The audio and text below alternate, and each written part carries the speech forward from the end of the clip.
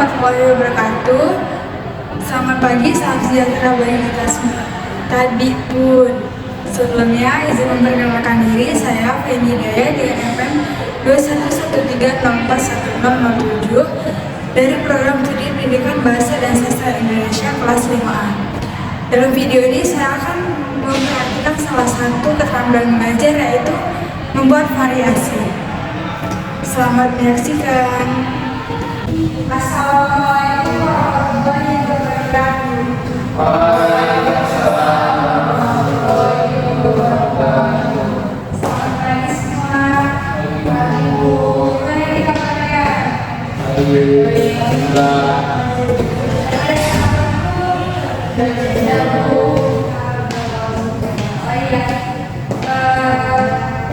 Pertemuan kemarin itu sudah membahas mengenai teks keterampilan. Nah, sebelum kita masuk pada materi pada pagi hari ini, di sini ada yang masih ingat nggak apa itu keterampilan?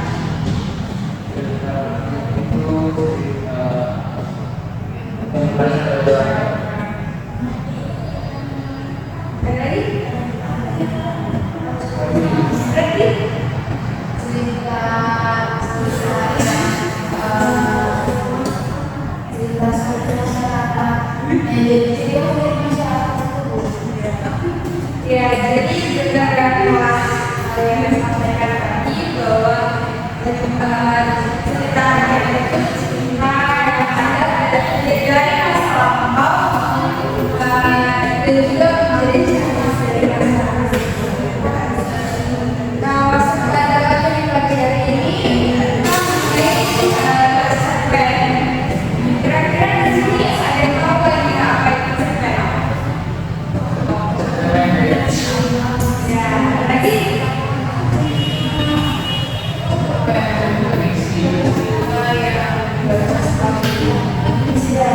Jadi cerita yang temanya itu bebas. Nah, jadi ceritakan apa itu adalah salah satu bentuk karya sastra. Karya sastra prosa yang bersifat fiksi dan memiliki satu konflik dengan ceritanya. Cerita ini juga pada umumnya sebuah cerita yang terdiri atas 1.600 hingga 10.000 kata di dalamnya. Kemudian cerita pendek ini karena keterbatasan tersebut, cerita pendek ini akan lebih fokus pada satu alur plot, karakter utama dan beberapa karakter tambahan juga diperlukan, serta penyelesaian masalahnya yang ringkas dan efektif seperti itu.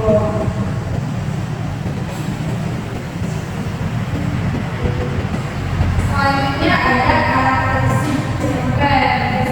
Karakteristik cerpen itu ada 3. Yang pertama, latar cerita. Yang kedua, fokus pada satu tokoh. Yang ketiga, terdiri atas 1.600 sampai 10.000 kata. Yang pertama, ada yang bisa bantu Ibu membacakan?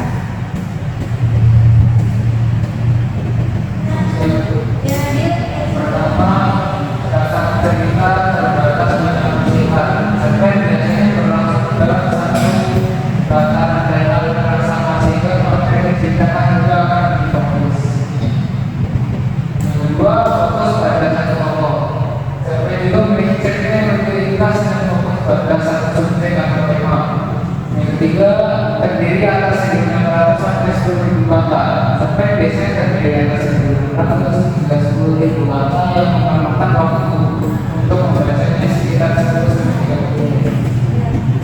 Benar, jadi itu tadi karakteristik dan cerita yang itu ada 3. Yang pertama, latar cerita yang terbatas dan alur yang singkat. Jadi cerpen itu biasanya langsung dalam satu latar dan alur yang sama sehingga konflik yang juga akan berfokus.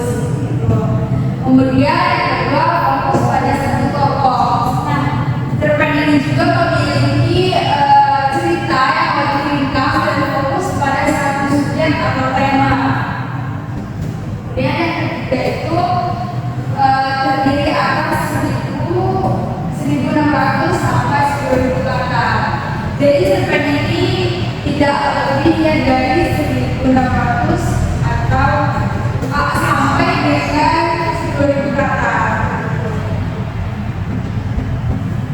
Dan juga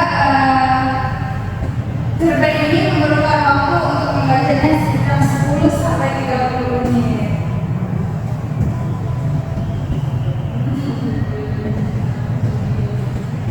Kemudian selanjutnya unsur intrinsik dalam cerpen itu ada 5. Retro bacakan.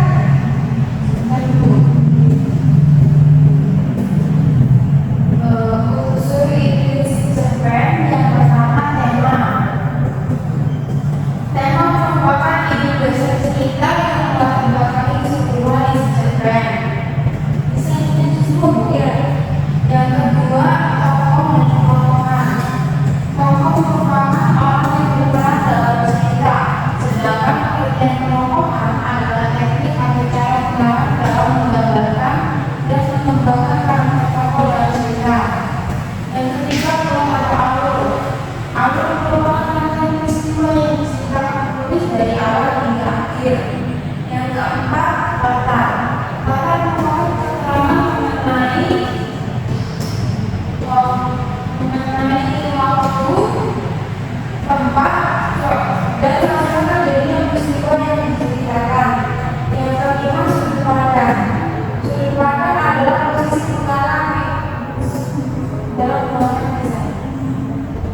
Baik, terima kasih Betty yang telah membantu untuk membahas. Jadi unsur intrinsik itu ada 5. Yang pertama itu tema.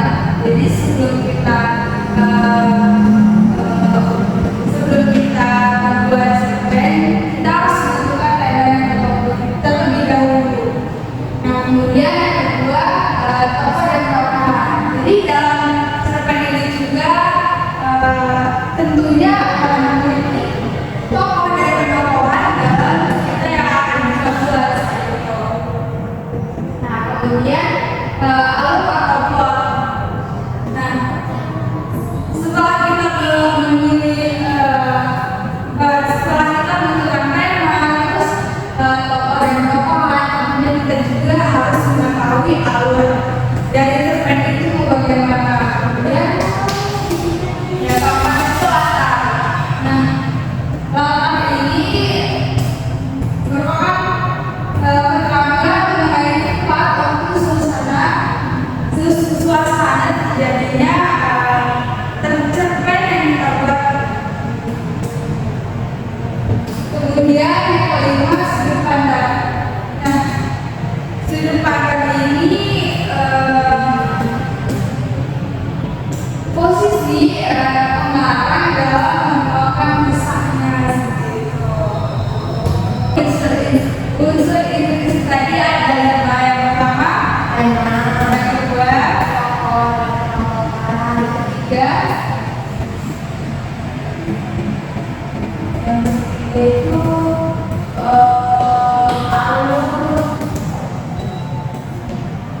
alur, keempat, yang kelima sudut pandang. ya kita unsur intrinsik dari cerpen. Kemudian selain intrinsik pasti ada ekstrinsi, kemudian ada unsur ekstrinsi. Nah, sini ada yang tahu nggak apa aja yang ada dalam unsur ekstrinsi?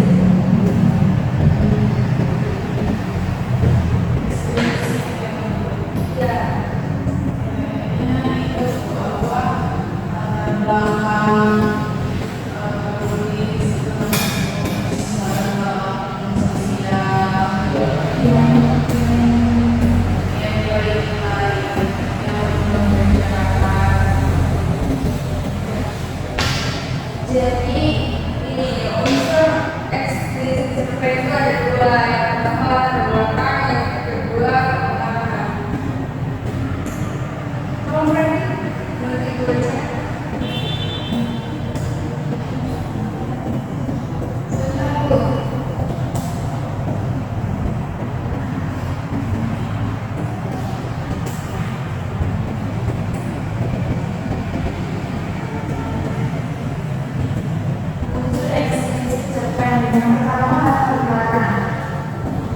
Penulis akan terinspirasi membuat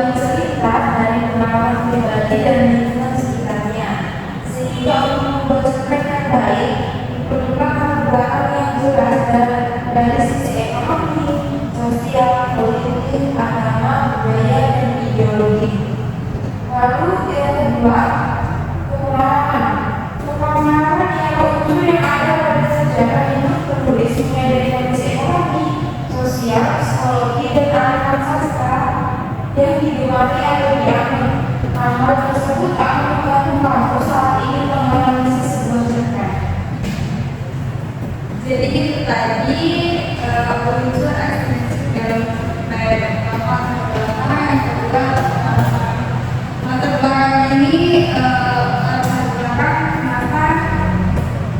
kenapa di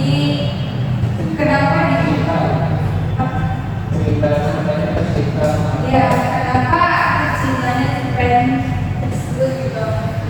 Jadi latar belakangnya itu penulis akan terinspirasi membuat cerita dari pengalaman pribadi dan juga lingkungan sekitarnya.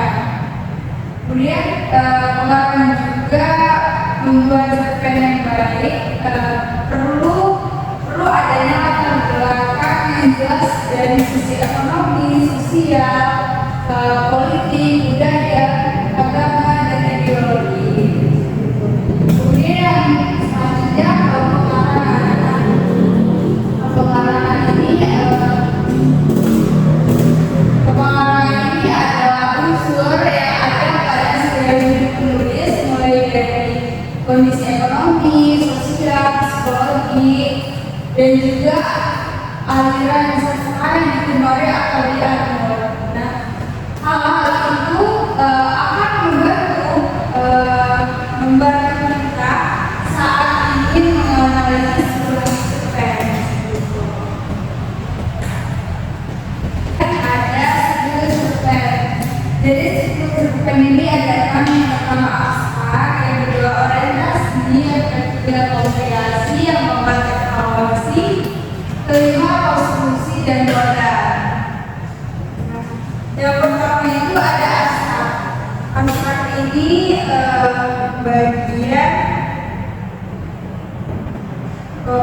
abstrak ini gambaran awal atau intisari cerita yang ingin disampaikan penulis.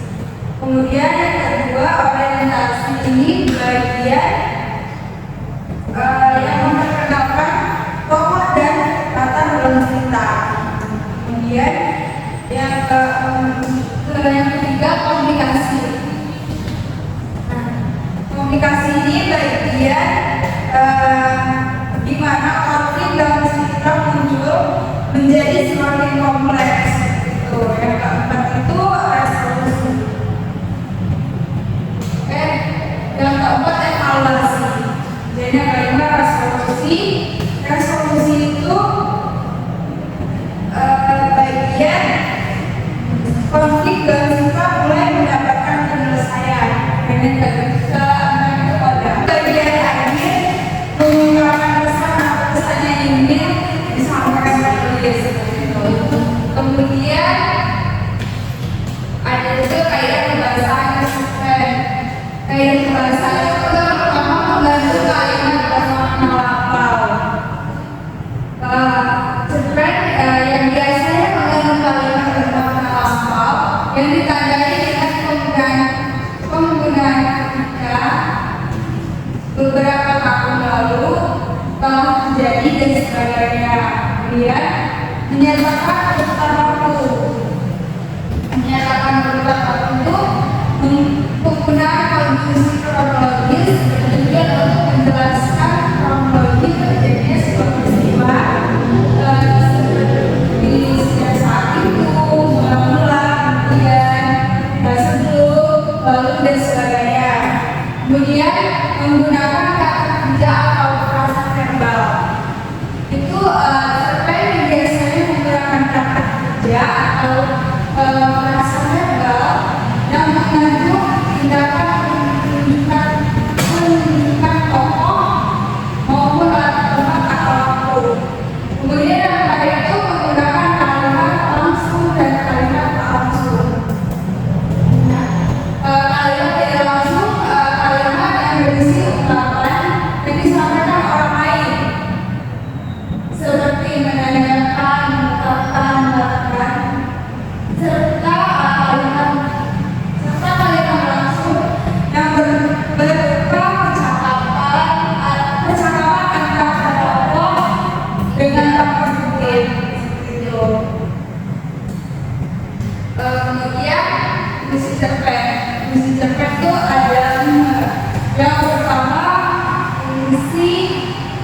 kreatif, yang kedua fungsi estetis, yang ketiga fungsi moralitas, yang keempat fungsi didaktif, dan yang kelima fungsi religiusitas. Belajar ya. Kemudian ada jenis-jenis cerpen. Jenis-jenis cerpen ini ada tiga. Yang pertama cerita pendek, yang kedua cerita singkat, yang ketiga cerita panjang. Kamu lagi bacakan yang pertama. Yang pertama cerita cerpen pendek. Cerpen jenis ini cenderung lebih pendek dibandingkan dengan jenis cerpen cerita pendek lainnya. Biasanya diungkapkan dari cerpen pendek sekitar 500 hingga 700 kata. Jadi cerpen pendek ini cenderung jumlah katanya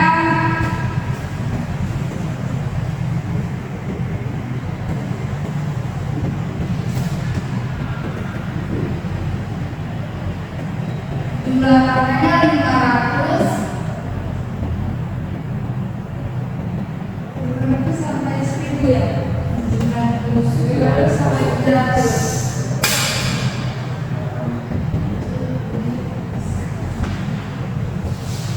Kemudian yang kedua,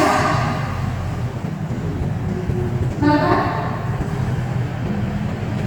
Cerpen sedang biasanya memiliki panjang sekitar 700 hingga 1000 kata. Kemudian cerpen ini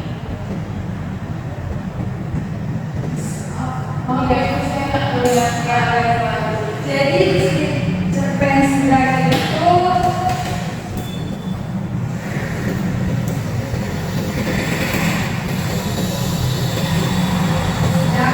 sedang berbuat ada berusaha. Kemudian yang terakhir yaitu cerpen panjang. Nah, cerpen ini dibuat dengan panjang sekitar 1000 kata atau lebih, bahkan ada yang dibuat mendekati 5000 atau 10.000 kata. Begitu. Nah, jadi tadi pemaparan materi pagi hari ini mengenai cerpen. Sebelum pertemuan pada pagi hari ini, di sini ada yang bisa dijual nggak materi kita pada pagi hari ini?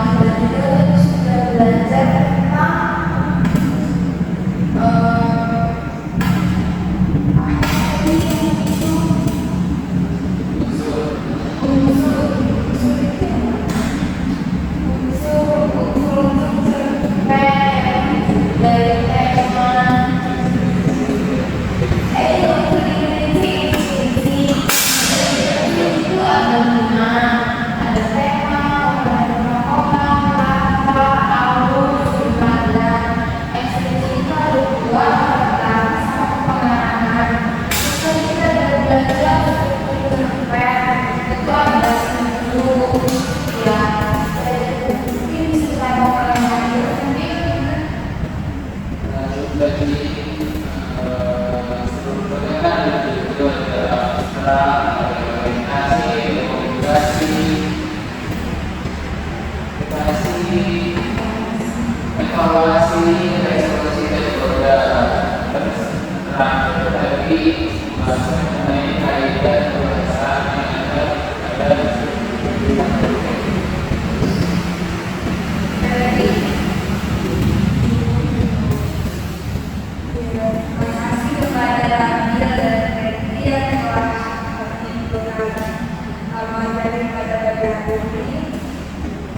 Sebelumnya, oh ya tadi kan sebelum mulai tadi membaca doa ya.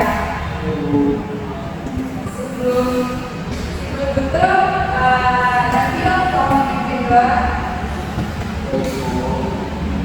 Sebelum kita beribadah hari ini, mari kita berdoa bersama-sama supaya masing-masing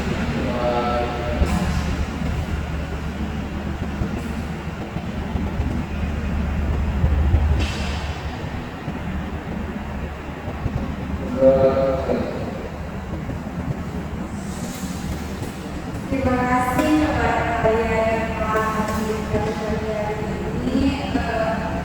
Oh ya, sebelum sekolah yang dilakukan oleh kita bersama semuanya.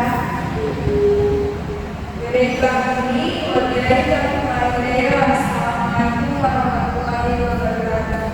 Waalaikumsalam warahmatullahi wabarakatuh. Terima kasih.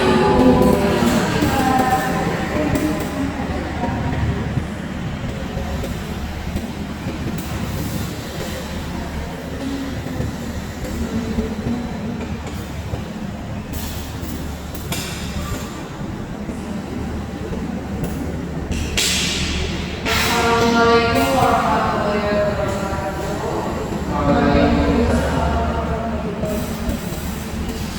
Baiklah, di pengalaman ini saya akan dengan NPR 219487 sebagai observer tulisan untuk saudara Benny pada keterampilan penanganan variasi.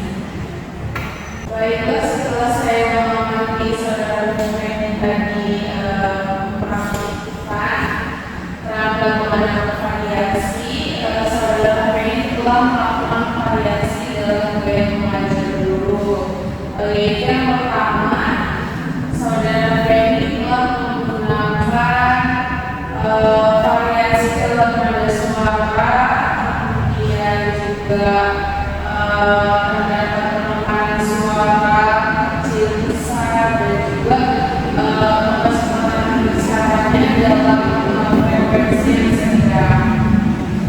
Kemudian poin yang kedua, mimik dan gerak, saudara Benny telah memberikan mimik dan juga gerakan tangan dan badan dalam memberikan penjelasan materi. Poin yang ketiga, pesannya apa? Ini saudara Benny menurut saya belum memberikan waktu yang cukup lama ya untuk hening atau senyap dalam proses pembelajaran kita tadi. Kemudian poin yang keempat, kotak pandang, saudara Benny telah melakukan kotak pandang dengan kami di sini sebagai siswa. Kemudian poin yang kelima, perubahan posisi, saudara Benny telah melakukan pergerakan atau perubahan posisi ketika mengajar seperti di depan, di belakang, di tengah. Kemudian poin yang terakhir itu memusatkan, saudara Benny tadi saya rasa belum memberikan pernyataan atau berita seperti perhatikan ini ataupun dengarkan dengan baik-baik. Kemudian untuk variasi selanjutnya itu variasi penggunaan media dan alat bantu. Yang pertama, variasi visual, saudara Benny tadi sudah melakukan variasi visual berupa memberikan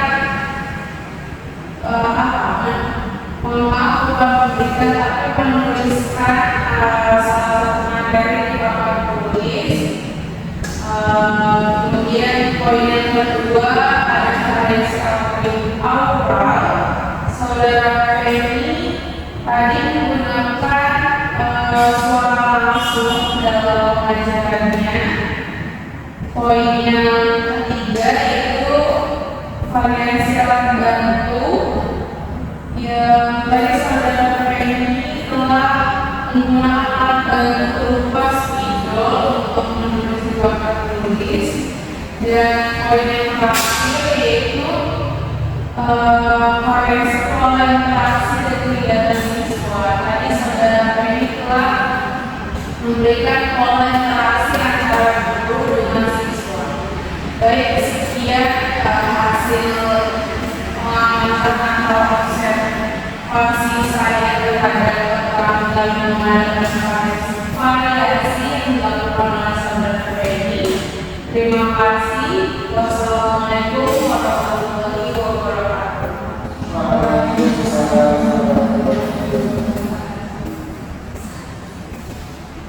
Sekian keterampilan mengajar membuat variasi. Saya akhiri. Wabillahi taufiq wal hidayah. Wassalamualaikum warahmatullahi wabarakatuh.